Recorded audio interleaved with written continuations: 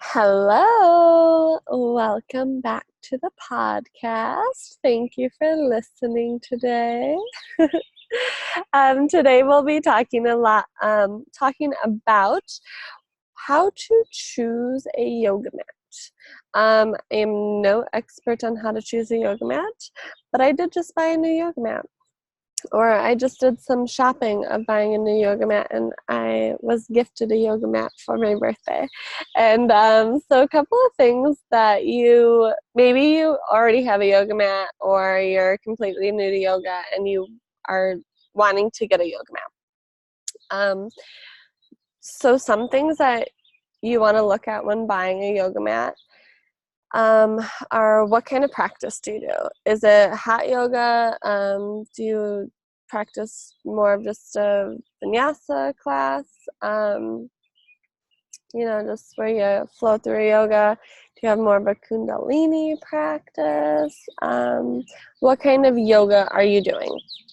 Because, for example, a regular yoga class maybe where you're just moving through some vinyasas in a normal temperature room, you won't need such a non-slip grip type of mat, versus if you were going into hot yoga, I'm telling you, you'll be dripping like crazy. You'll want more of that non-slip grip mat there.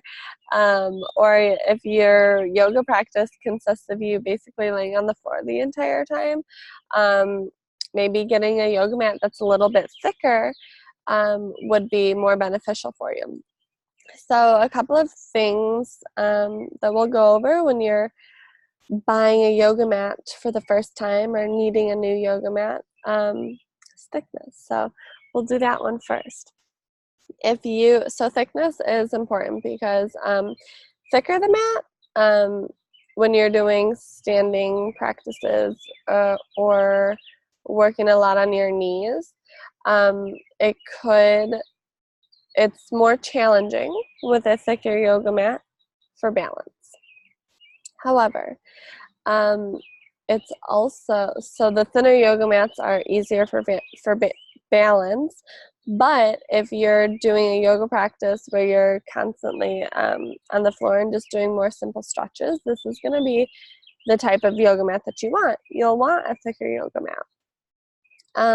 But if your practice consists more of trying to do things like tree pose or warrior 3, I would recommend going with the thinner yoga mat. Or if you're like somebody who likes headstands, go thinner yoga mat because it's going to be easier to balance. All right.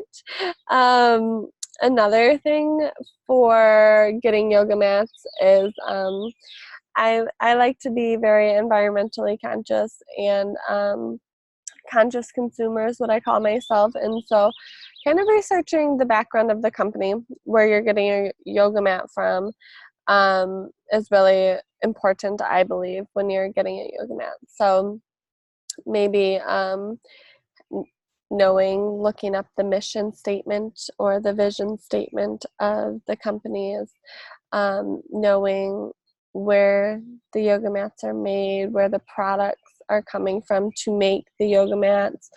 A lot of these companies are going to be really environmentally conscious, so I think that that's something that's really important, and they'll tell you a lot about some recycled material that they use, or how much pollutants they are reducing by using the type of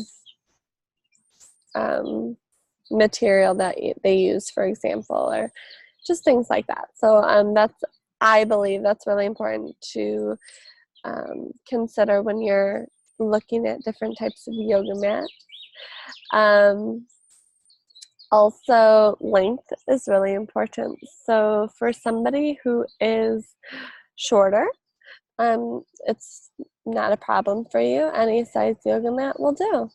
If you are somebody who is very tall, then you might want to look into getting a longer mat, actually. So I think the mat that I just got is 72 inches long, which for me is great. I found with my last yoga mat that my feet kind of hung off quite often, and so knowing the length of the yoga mat is pretty important too. Also, the width of the yoga mat. They don't vary greatly in the width, but there are definitely some of the yoga mats are wider than other yoga mats. And so if you want something where you have a little bit of extra room on the sides, go ahead and get that wider yoga mat. All right. And let's see here. What else to consider when getting a yoga mat? The yoga mat that I just got, it has an elephant on it. It came from a company that uses all recycled material, and they have a really good mission with their company. And I chose to do the elephant because I wanted a yoga mat that when I'm on my practice, I can look down and smile at my mat. Something that makes me feel very good while I'm on the yoga mat. And so, for some people, that's not as important. So you'll be totally fine with just getting a black yoga mat with nothing on it or something like that. And so truly it's just knowing what kind of design you want can be important for you. If you're somebody who you're so creative and you love opening up your that third eye, that inner teacher, and you need inspiration from images, go get a crazy cool designed yoga mat. But if you're somebody who's more simple and that doesn't require you to have a lot going on your mat to have a wonderful practice, then stick with something very simple. Those are just a couple of things to consider when you are looking at different yoga mats here, and they can be anywhere from $15. I've even seen them before for $5. Five Below has them for $5. They don't have much cushion to them, but they make for great outdoor yoga mats or backup yoga mats. And then, the yoga mat that I just got for my birthday here was $120. So truly, there are a range of different prices in there. And so it can be really important when you're looking where to invest the money. And yes, so go ahead and do a little bit of research on getting a yoga mat.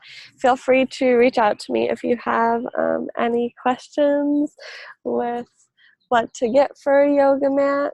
And yes, I can't wait to answer them. Have a great rest of your day.